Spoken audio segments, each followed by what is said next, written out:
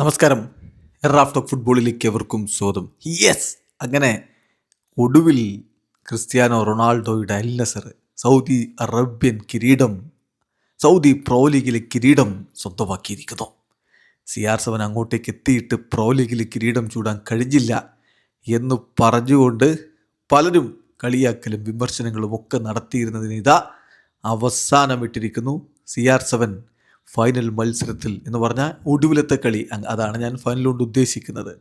ഒടുവിലത്തെ കളിയിൽ കിരീടം നേടാൻ അതിനിർണായകമായ കളിയിൽ കിടിലൻ ഗോൾ, ഫ്രീ കിക്ക്, അതൊരു അസാധ്യമായ ആംഗിളായിരുന്നു. അവിടെ നിന്ന് അടിച്ച് പന്ത് വലയിലേക്ക് എത്തിക്കുന്നു. വീണ്ടും ഒരു ഗോൾ കൂടി നേടുന്നു. കളിയിൽ പ്ലെയർ ഓഫ് ദി മാച്ച് ആവുന്നു. CR7 അങ്ങ് അടക്കി ഭരിച്ചപ്പോൾ 4-1 ദമാക്കിനെ പരാജയപ്പെടുത്തിക്കൊണ്ട് അൽ നസർ സൗദി അറേബ്യൻ കിരീടം സ്വന്തമാക്കിയിരിക്കുന്നു. മുഖ്യ എതിരാളികളായ അൽ ഹിലാലിന് 34 കളി 84 പോയിന്റ് ആണെങ്കിൽ അൽ നസർ 34 കളിയിൽ നിന്ന് 86 പോയിന്റ് നേടിക്കൊണ്ട് കിരീടം അങ്ങ് കൊണ്ടുപോയി. ക്രിസ്ത്യാനോ റൊണാൾഡോയുടെ ബ്രേസ് കൂടാതെ സാദിയോ മാനയും കിങ്സ്ലി കോമനും ഓരോ ഗോളുകൾ നേടി. മറുഭാഗത്ത് ദമാക്കിനായിട്ട് സൈല പെനാൽറ്റിയിലൂടെ ഒരു ഗോൾ കണ്ടെത്തുകയായിരുന്നു.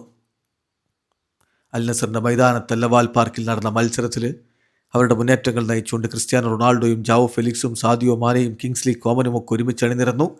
മത്സരത്തിൽ വളരെ കൃത്യമായിട്ട് അൽ നസർ ആധിപത്യം പുലർത്തി. അതിൻ്റെ ഫലമായിട്ട് 33-ാമത്തെ മിനിറ്റിൽ സാദിയോ മാനയിലൂടെ അവർ ലീഡെടുത്തു. രണ്ടാം പകുതിയിൽ 51-ാമത്തെ മിനിറ്റിൽ കിങ്സ്ലി കോമൻ്റെ ഗോൾ പിറക്കുന്നു 2-0 മുന്നിൽ. എന്നാൽ പിന്നാലെ സൈലയുടെ പെനാൽറ്റി ഗോളിലൂടെ ദമാക്ക് ഒരു ഗോൾ മടക്കി. പിന്നെ അങ്ങ് CR7 അശ്വമേധം അതിൻ്റെ പരകോടിയിലേക്ക് മാറുന്ന കാഴ്ച. അടുത്തതായിട്ട് CR7 ഫ്രീ കിക്ക് ഗോൾ നമ്മൾ കാണുന്നു. മനോഹരമായിട്ടൊരു അസാധ്യമായ ആംഗിളിൽ നിന്ന് അദ്ദേഹം പന്ത് വലയിലേക്ക് എത്തിക്കുന്നു. 62-ാമത്തെ മിനിറ്റിൽ അൽ നസർ മുന്നിൽ.